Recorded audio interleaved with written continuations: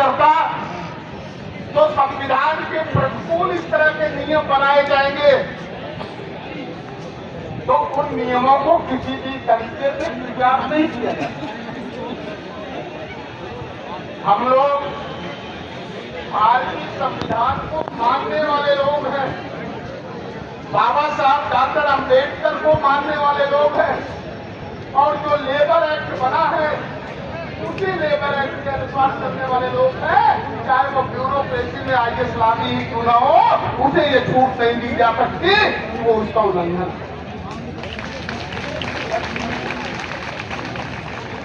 कैसे किया ही जाएगा। इस देश में लोकतंत्र है और लोकतंत्र में दूसरी व्यवस्था नहीं चलती। अभी बात आप लोग कर रहे थे, हम कर रहे थे, योगी जी ये भला करते थे। क्या योगी जी इस प्रदेश के सम्राट हैं? क्या योगी जी प्रदेश के तानाशाह हैं जिनसे हम विनती कर रहे हैं? योगी जी हमारे प्रतिनिधि हैं और प्रतिनिधि को हमारी बात माननी ही पड़ेगी, तानाशाही जरूर आपको समझने की जरूरत है। Law is powerful weapon. कानून से बड़ा कोई हथियार नहीं होता है और हमने ये तय किया था पहले कि आज आप सभी को संविधान की प्रति दी जाएगी, लेकिन फिर हमारे साथियों ने ये कहा कि संविधान की भाषाएं इतनी जटिल है कि उन प्रतियों को देने से कोई फायदा नहीं है। हमारे देश के बच्चे भी वो चीज पढ़ते हैं तो या तो उनके टेक्स्ट में है या तो उनके इंटरेस्ट में, और ये संविधान ना तो टेक्स्ट में है और इंटरेस्ट में है, इसलिए उसे पढ़ना पसंद नहीं करते। तब हमारे साथियों ने ये तय किया इस श्रेणी के कर्मचारियों को कौन कौन से कानून लाभ पहुंचा सकते हैं, कौन कौन से कानून उनके सुरक्षा को ध्यान में रख करके बनाए गए हैं, उसका संकलन किया जाएगा और सरल भाषाओं में दिया जाएगा। वो प्रेस में जा चुके हैं, बहुत ही जल्दी आपके सामने। जब आप कानून से पूरी तरह आच्छादित रहेंगे, कानून को पूरी तरह समझते रहेंगे, तो ऐसी स्थिति में लड़ाइयां तो सबकी लड़ेंगी और लड़ाइयों को सामूहिक रूप से भी लड़ने की आदत डालनी। यह भी सच है कि जो कर्मचारी हैं उनकी अपनी मजबूरियां हैं और कर्मचारी अपने दायरे में रह करके ही लड़ाइयां लड़ सकते हैं। उनकी मजबूरियां भी सराखों पर, लेकिन लड़ाइयों की तिलंजाली नहीं दी जाती। जो सर्विस एक्ट उनका जो कंडक्ट रूल उनको फॉलो करना है, उस कंडक्ट रूल में हम कोई व्यवधान नहीं बना सकते, लेकिन जो लोग उनके अधिकारों में पूरी तरह से व्यवधान उत्पन्न कर रहे हैं, ऐसे लोगों को भी बर्दाश्त नहीं। कहते हैं पत्थर तो रोज आते ही रहते हैं शहर में, पत्थर तो रोज आते ही रहते हैं शहर में, और ये नहीं कि आप ये घर छोड़ दीजिए। और ये जो समस्याएं, इन समस्याओं को समझने की जरूरत है। आहन नहीं की चाहिए जब मोड़ दीजिए, आहन मतलब लोहा, आहन नहीं की चाहिए जब मोड़ दीजिए। जीता हूँ तो कटता नहीं, लेकिन तोड़ने की इजाजत इतनी आसानी से नहीं दी जाती। हम संविधान के प्रतिकूल नहीं जाएंगे, सर्विस एक्ट के प्रतिकूल नहीं जाएंगे, लेकिन किसी को इसके प्रतिकूल जाने की इजाजत भी नहीं देंगे, ये भी तय किया गया।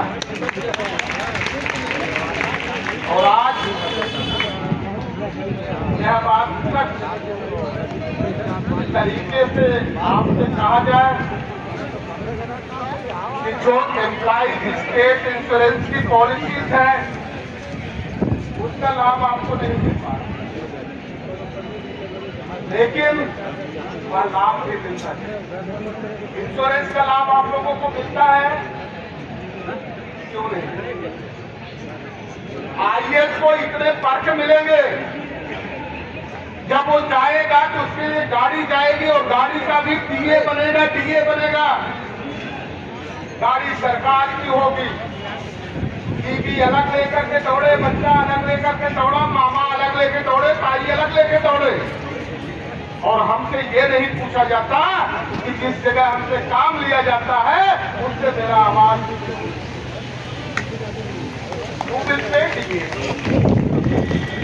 ये कौन देगा?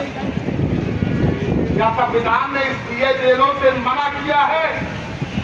तो जवाब दे होगा संविधान ने इस तरह की मना नहीं किया। अगर संविधान ने मना नहीं किया तो आप मना करने वाले कौन? और ये लड़ाई अब कानून के दायरे में रह करके लड़ी जाएगी और कानून के उल्लंघन करने वाले लोगों को समझाया जाएगा, सिफारिश की जाएगी, गुजारिश की जाएगी। बार बार अगर उनकी आदत पड़ी रहेगी संविधान का उल्लंघन करने की तो जरूरत पड़े तो दंड भी दी जाएगी।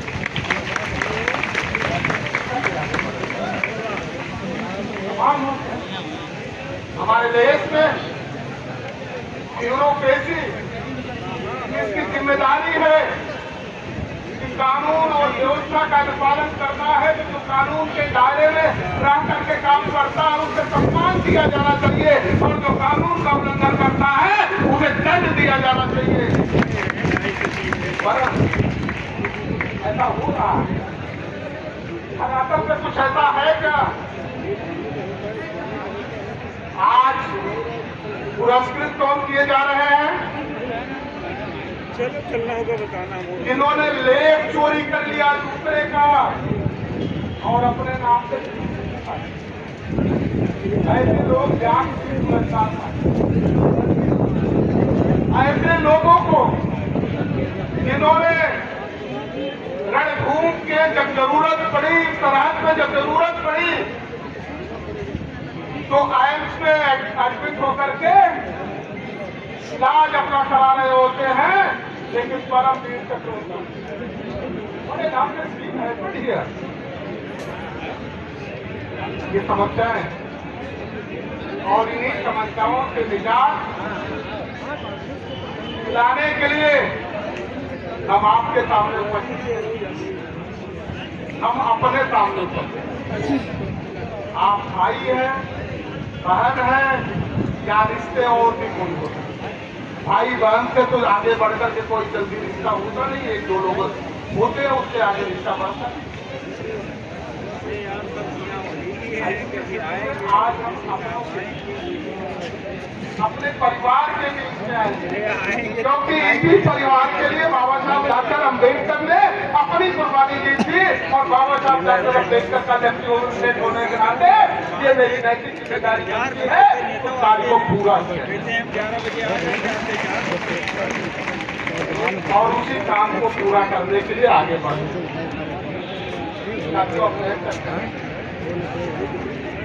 को देना होगा, इंश्योरेंस फैसिलिटी जिनको देनी होगी, मेडिकल फैसिलिटी जिनको देनी होगी, जो कम वेतन भोगी हैं, आयुष्मान कार्ड एक नंबर पे 9-9 लाख आयुष्मान कार्ड बनेंगे, लेकिन जो असली पात्र है उनको नहीं मिलेंगे।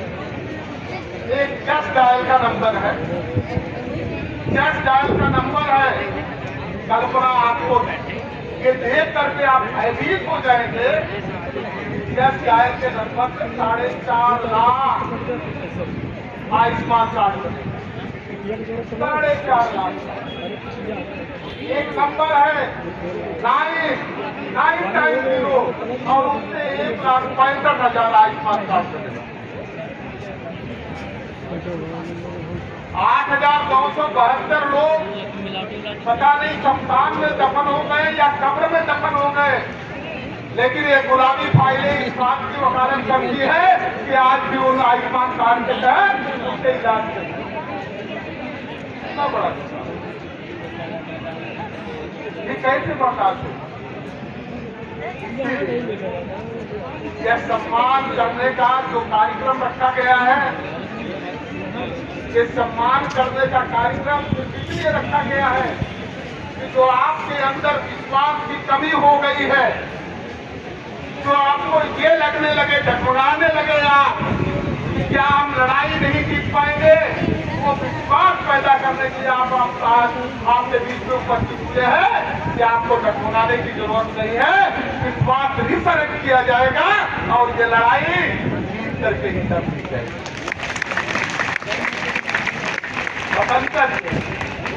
स्वतंत्रता संग्राम की जब लड़ाई चली थी तो दुश्मन पहचाने जाते थे, लेकिन आज की लड़ाई में दुश्मन पहचाने नहीं जा पा रहे। बस इतना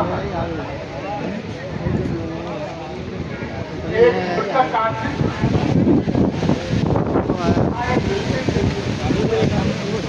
क्या वो मृतक के परिवार को सुविधाएं मिल रही है या नहीं मिल रही है, इतना बड़ा न्याय देश में नहीं चल पाएगा। और जिन्होंने फाइलों में तोड़ने की कोशिश की है, फाइलों को बेरंग करने की कोशिश की है, फाइलों को चार पन्नों में तब्दील करने की कोशिश की है, ऐसे लोगों से फिर हम गुजारिश करना पसंद करेंगे, सत्यावेदन देना पसंद करेंगे। बावजूद आप अगर उसी तरह से उदासीन बने रहेंगे तो उदासीनता का दंड भी देना पड़े तो दंड देना होगा। हम लोग केवल जज्बाती लोग नहीं हैं, सोच से काम करने वाले लोग हैं।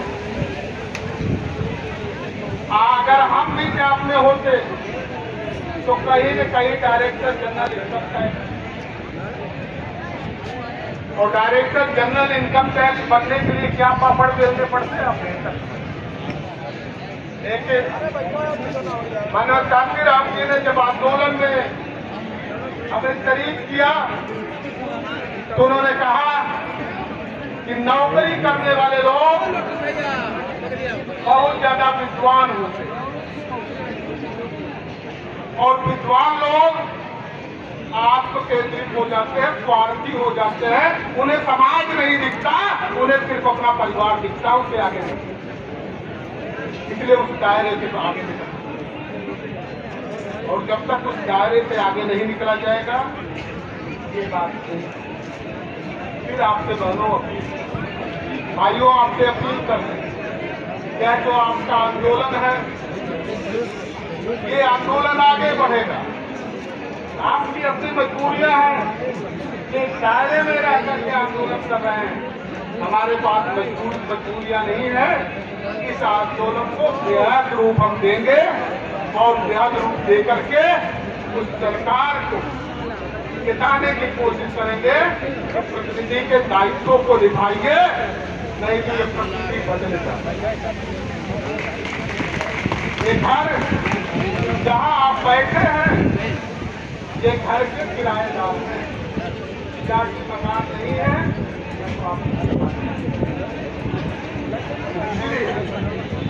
यह बात आपको आपकी लड़ाई, हमारी लड़ाई कानून की लड़ाई, कानून के दायरे में रहकर के लड़ाई, सर्विस कंडक्ट रूल के तहत सुविधाओं को हासिल करने की लड़ाई है। इन लोगों को आज इन पार्कों की सुरक्षा में लगे रहना चाहिए था, उसकी साफ सफाई में लगे रहना चाहिए था। आज वो सामने बैठे हैं। कुछ लोग ऐसे भी बैठे हैं जो शिक्षक होते हैं, तो शायद शिक्षा का काम कर रहे होते, एक नई पीढ़ी तैयार कर रहे होते, जागरूक पीढ़ी तैयार कर रहे होते। लेकिन शायद यह तय कर लिया है इस सरकार ने किसी भी कीमत पर आपको मजबूर किया जाएगा। आपके धैर्य का परीक्षण किया जाएगा। लेकिन ये बहुत दिनों तक कहते हैं कि आज जो आलम है वह आलम ये है कि खोपड़ी कतरे शबनम को तरह जाती है। खोपड़ी कतरे शबनम को तरह जाती है, जो घटा उठती है।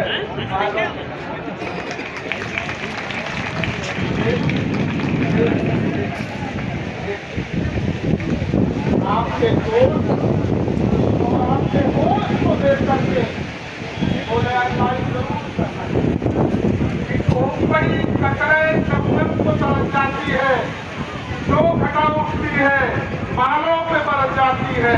आंधियां मगरूर दरख्तों को पटक जाती है, बचती है वही सांस जो खुद ही लटक जाती है। या फिर टूट करके कहाँ पर जाओगे? कोई एक पानी की धार, और पानी जब अपने उफान पे होता है तो न पहाड़ देखता है, न पेड़ देखता है, न कोई और अवरोध देखता है। वो अपना मार्ग बनाते हुए आगे बढ़ता है और नदियां बना करके ही दम लेता है। ये जो होश है, ये जो होश के साथ दोष है,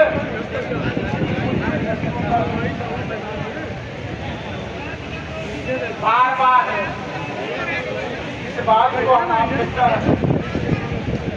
यकीन रखिए। हमारे तो शेर पढ़ रहे थे, रख हौसला व मंजर भी आएगा, रख हौसला व मंजर भी आएगा, जाने के पास चलते समंदर भी आएगा। हक के ना बैठ तू मंजिल के मुसाफिर, मंजिल भी मिलेगी और मिलने का मजा भी आएगा।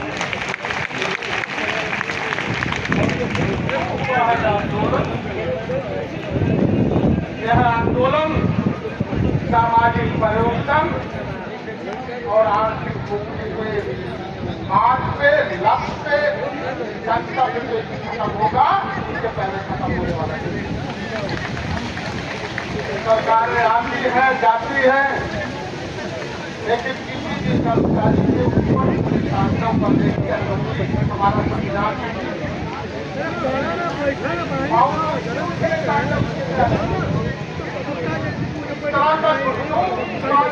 लाखों का क्यों किया जा रहा है? हमने क्या कहा? हमारी लड़ाई की अंतिम लक्ष्य होगा, अब जो नीतियां बनेगी, जिन नीतियों का निर्धारण होगा, उन नीतियों का निर्धारण में सबसे पहले संगठित क्षेत्र के मजदूरों, असंगठित क्षेत्र के मजदूरों के हितों का फैसला होगा, तभी निर्धारण होगा। इसी बात की लड़ाई को लेकर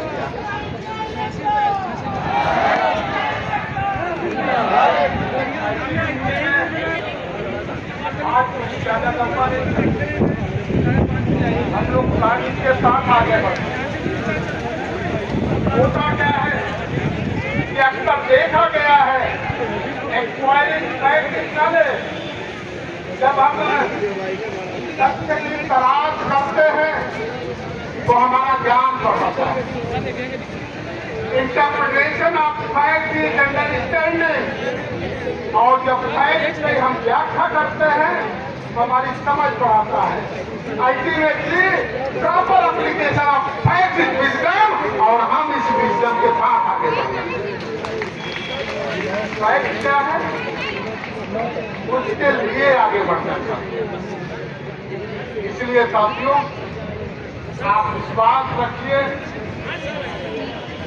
आप काम पे हैं और इस स्मारक के ही काम पे हैं। और मजे की बात यह है कि स्मारक प्रांगण में ही है, और जिन लोगों ने यहाँ बिठाला है, आपको तनख्वाह भी देनी पड़ेगी, आपको मुआवजा भी देना पड़ेगा, आपको परमिशन लेना पड़ेगा इस सरकार से। हम स्वेच्छा से नहीं बैठे, हमें बैठाना गया। इसीलिए कहा जाता है कि हमारे संविधान के, हमारे सीआरपीसी की जो धाराएं हैं, आईपीसी की जो धाराएं हैं, वो इस बात की वकालत करती है कि जिस व्यक्ति ने हत्या की है वह उतना गुनाहगार नहीं है, जिसने हत्या के लिए प्रेरित किया है वो सबसे बड़ा गुनाहगार है। हम ये यहाँ बैठे हैं, ये गुनाह हमारा है। हम यहाँ बैठे, गुनाह हमारा नहीं है, गुनाह उनका है जिन्होंने यहाँ बैठने के लिए मजबूर किया है, तो गुनाहगार का जिद होगा ही। और यही तय करना चाह रहे हैं, यही बात हम आगे बढ़ाना चाह रहे हैं। साथियों, पूरी प्लानिंग के साथ हम लोग इस दिशा में आगे बढ़ रहे हैं। आपके आंदोलन को, आपकी मजबूरी है कि आप दायरे में रह करके लड़ना चाहते हैं। हम तो दायरे से आगे बढ़े, क्योंकि हमें इस चीज को हासिल करना है। हमारे लिए पूरा का पूरा वो 93% अनऑर्गेनाइज्ड सेक्टर हमारे लिए महत्व रखता है और उसका हित हमारे लिए महत्व रखता है। इसलिए आज जो तानाशाह के मार्ग पे सशक्त है ये सरकार, 1975 में भी एक सरकार तानाशाही के मार्ग पे सशक्त है। उस समय दुष्यंत कुमार त्यागी ने एक कविता लिखी थी। हम आपसे विदा होने से पहले उस कविता को आपके सामने पढ़ना चाहिए। हो गई है पीर पर्वत की पिघलनी चाहिए, हो गई है पीर पर्वत की पिघलनी चाहिए, इस हिमालय से कोई गंगा निकलनी चाहिए। आज यह दीवार पर्दों की तरह हिलने लगी, शर्त लेकिन थी भी ये बुनियाद। हर गली में, हर सड़क पर, हर नगर, हर गांव में हाथ लहराते हुए हर लाश चलनी चाहिए। सिर्फ हंगामा खड़ा करना मेरा मकसद नहीं, सारी कोशिश है कि सूरत बदलनी चाहिए। मेरे सीने में न सही तो तेरे सीने में ही सही, वो कहीं भी आग तो ये आग जलती, और आग जब जलती है तो बड़े बड़े तानाशाह को शमशान में भस्म होते हुए देखा। इसलिए हम चाहते हैं कि भस्म होने से पहले कुछ कर जाइए। एक बार एक नेताजी थे, छोटी सी कहानी आपको बता रहे हैं, इसके बाद खत्म करना है। एक नेताजी थे, सब लोग दुखी थे उनसे, नेताजी की मौत हो गई। जब मौत हुई तो सभी लोग खुश हो गए, लेकिन वहां परंपरा ये थी कि उस लाश को अपनी मुखा के तब तक नहीं दी जाएगी जब तक उसके बारे में जो शब्द न कह जाए। अब समस्या खड़ी हो गई। जिस व्यक्ति ने अपने जीवन में कोई ऐसा अवसर ही नहीं उपलब्ध कराया कि दो शब्द भी उसके बारे में अच्छे कहे जा सकते हो, आगे उनके बारे में क्या कोई दो शब्द कहेगा। फिर जब सब लोग हार गए, बोले नहीं अब तो बहुत देर हो जाएगी, अब किसी न किसी को बुला करके दो शब्द तो कहलाना पड़ेगा। तो पता चला कि मुल्ला नकवी जी को बुला लीजिए। बोले मुल्ला नकवी को आप भी बड़े समझदार हो, आप दो शब्द इनके बारे में। तो मुल्ला नकवी जी ने कहा मुझे ये बात तो नहीं पता, लेकिन ये जो नेता थे जाने से पहले अपने पीछे चार भाई छोड़ गए।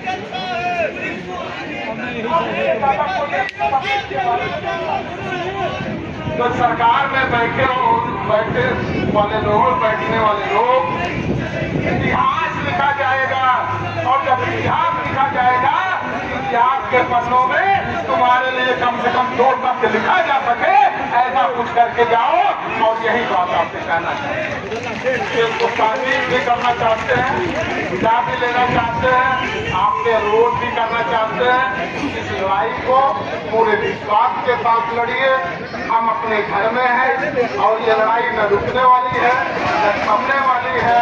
संविधान के रक्षा के लिए और कर्मचारियों की रक्षा के लिए, कर्मचारियों के अधिकारों के लिए, जो कर्मचारी है, जो कर्मचारी नहीं है, जिनको सुविधाएं दी जा रही है या मिलनी चाहिए, वो सारे हमारे दायरे में है। उसको हम करेंगे और सभी लोगों का विश्वास बढ़ाते रहेंगे। आप सभी ने बड़ी गंभीरता से सुना है। आप सभी का बहुत